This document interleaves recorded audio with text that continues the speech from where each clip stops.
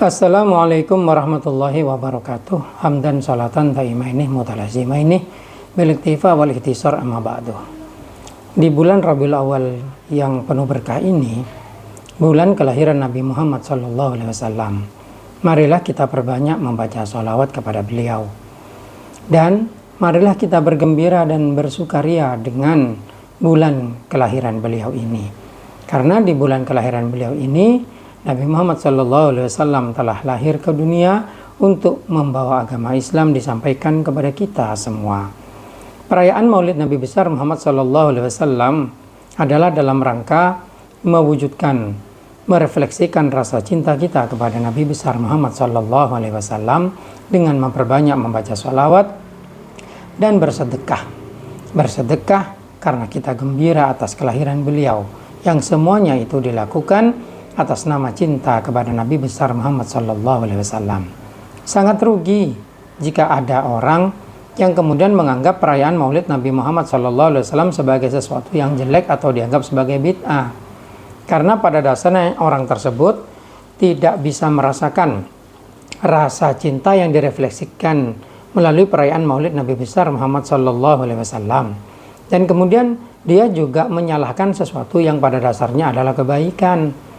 Perayaan Maulid Nabi besar Muhammad SAW ini bukanlah perayaan yang dianggap sebagai bid'ah, kecuali oleh orang-orang yang dangkal agamanya.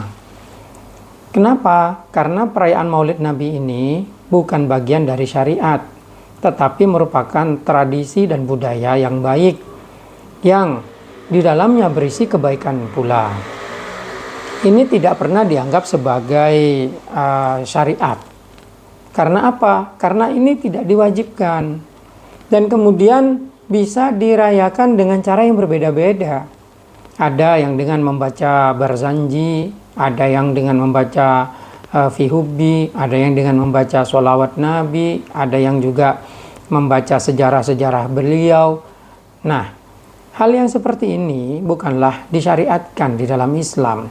Ini hanyalah suatu kebiasaan bagus, budaya yang baik. Sama seperti kita mensyukuri hari kelahiran kita sendiri. Di hari ulang tahun umpamanya kita bersedekah sebanyak-banyaknya, atau membaca sholawat sebanyak-banyaknya. Mengundang tetangga dari tolan kita bersyukur atas hari kelahiran kita yang dirayakan dengan syukur. Sama, perayaan Maulid Nabi besar Muhammad SAW lebih berhak untuk kita rayakan daripada hari kelahiran kita sendiri. Ada yang merayakan Maulid Nabi besar Muhammad SAW dengan sedekah karena dia punya uang. Bagus. Ada yang merayakannya dengan membaca sholawat. Bagus juga. Ada yang dengan dzikir. Bagus. Semuanya ini demi merefleksikan rasa cinta di dalam hati kita kepada baginda Nabi besar Muhammad SAW. Maka sangat salah dan dangkal sekali orang-orang yang menyatakan bahwasanya perayaan Maulid Nabi besar Muhammad SAW adalah bid'ah. Karena itu sama saja dengan mengharapkan atau membid'ahkan syukur kita atau syukur seseorang karena cinta kepada Nabi Muhammad atas kelahirannya Nabi Muhammad.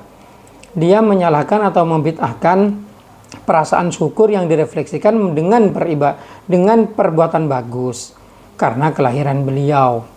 Padahal di dalam kisah-kisah yang telah diceritakan, di dalam hadis Nabi juga disebutkan bahwasanya paman Nabi yang sebenarnya mati dalam keadaan kafir ialah Abu Lahab. Itu setiap hari Senin siksanya diringankan oleh Allah karena dia pada waktu kelahiran Nabi Muhammad, dia memerdekakan budaknya karena merasa senang atas kelahiran Nabi.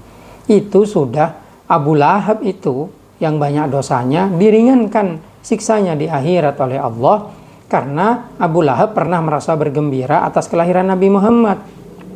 Nah, kalau kita sebagai umat Nabi Muhammad yang memang sehari-hari selalu memuja beliau, membaca sholawat kepada beliau, dan kemudian merasakan rasa cinta kepada beliau yang teramat sangat, ikut ajaran beliau, merayakan kelahiran beliau, sudah pasti akan lebih bermanfaat daripada Abu Lahab. Logika inilah yang tidak dipahami oleh orang-orang yang ikut aliran Wahabi atau Salafi yang membid'ahkan perayaan Maulid Nabi. Mereka tidak memahami konsep Islam dengan benar.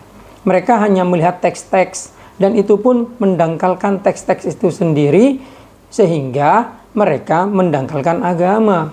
Banyak sekali teks-teks yang dalam hadis itu yang asalnya sahih mereka anggap tidak sahih karena bertentangan dengan pemahaman mereka itu.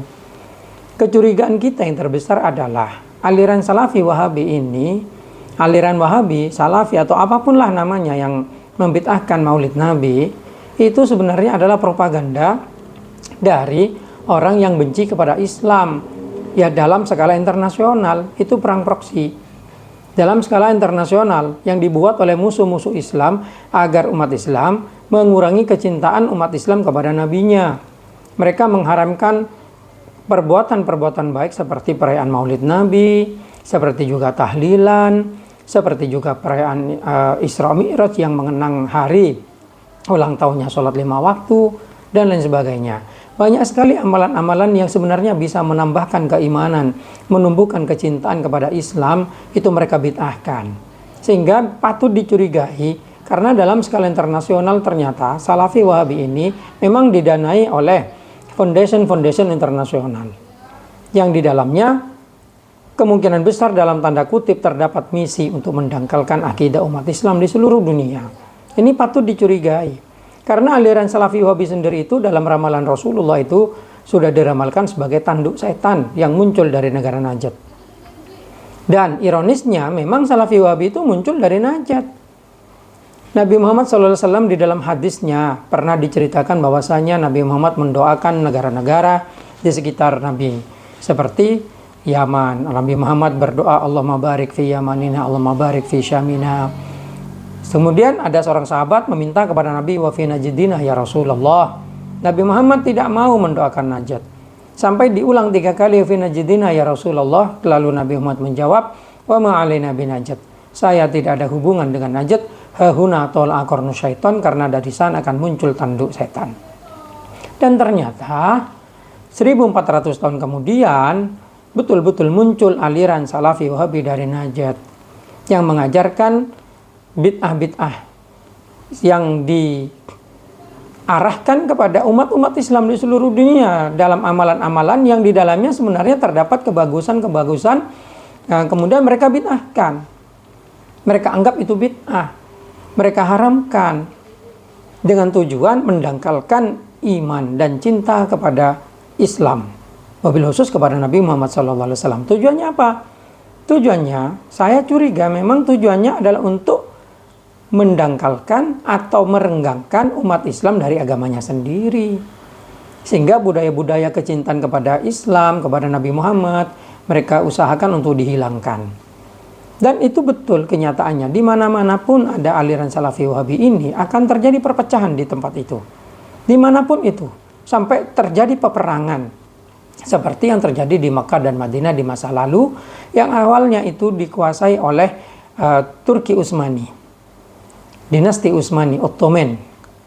Ternyata setelah dikompori dengan aliran Salafi Wahabi ini, kemudian terjadi pemberontakan yang menghalalkan darah umat Islam, dan pecahlah pemberontakan yang akhirnya mengalirkan darah umat Islam lebih dari 800.000 orang di waktu itu. Lihatlah sejarahnya. Oleh karena itu perlu diwaspadai ajaran-ajaran yang dibawa oleh Salafi Wahabi ini. Karena aliran Salafi Wahabi ini kalau diikuti akan menghilangkan hikmah-hikmah, akan menghilangkan kecintaan-kecintaan kita kepada kepada agama Islam dan kepada umat Islam, wabil khusus kepada Nabi besar Muhammad SAW. Dan ini merupakan kerugian yang teramat sangat, karena ini akan membuat umat Islam menjadi lemah. Sekian yang bisa disampaikan, semoga bermanfaat. Wabillahi taufiq wal hidayah, wa birri wal inayah. Wassalamualaikum warahmatullahi wabarakatuh.